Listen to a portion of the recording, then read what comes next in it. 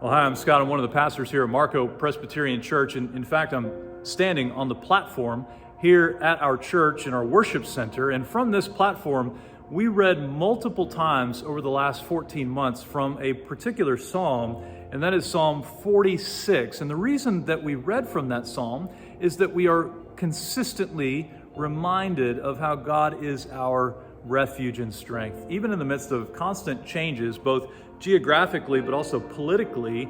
And what we want to see again is that God is He's our refuge and strength, and we can hope in Him. And so let me read just a part of Psalm 46. It goes like this: God is our refuge and strength, a very present help in trouble. Therefore we will not fear, though the earth gives way, though the mountains be moved into the heart of the sea, though its waters roar and foam, though the mountains tremble at its swelling. The psalmist is helping us to see that even though the geographical climate may change and you may see earthquakes and tornadoes and hurricanes, we can yet trust in the Lord. And that is because of this next section. God is still our refuge and our strength, even when we see geographical and climate changes. He says this: there is a river whose streams make glad the city of God, the holy habitation of the Most High. God is in the midst of her. She shall not be moved. God will help her when morning dawns. You see, the city of God, or that is to say, the eternal resting place of all people who believe in Jesus, that's heaven, is a totally secure place because God is in the midst of her. He is yet our refuge and strength, even in the future. And so we can already begin to see that, okay, we can see the tragedies and the climate change maybe here, the earthquakes and the tornadoes and the hurricanes.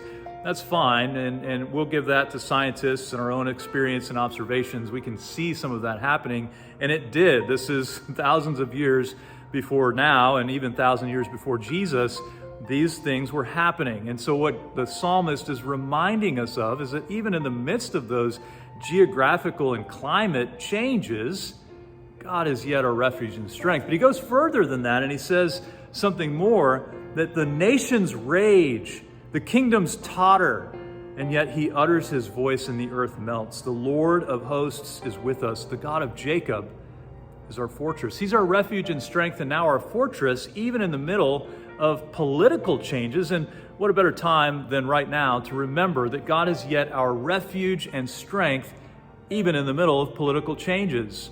And so what we can remember is that God is, in fact, throughout all of these different changes in season, He's our refuge and strength. And so what the psalmist recommends is worship. He says this: come, behold the works of the Lord, how He has brought desolations on the earth. He makes wars cease to the end of the earth. He breaks the bow and shatters the spear. He burns the chariots with fire. God is stronger than any war. He's stronger than any climate or geographical change. He's stronger than any political turmoil. He is stronger. And so what does the psalmist recommend at the very end of Psalm 46? Maybe you've heard this before, and let this be your peace and rest and hope this morning.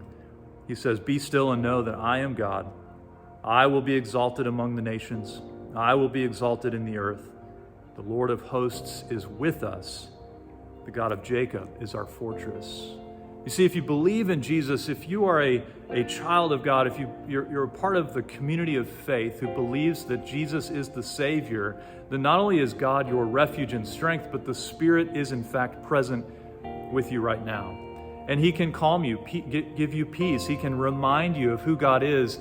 It's in God that we have our peace, and that we can say something like this: we can be still and know that God is God. We don't have to worry about all the changes. We want to be involved and engaged, and yet we rest in God because He's our refuge and our strength.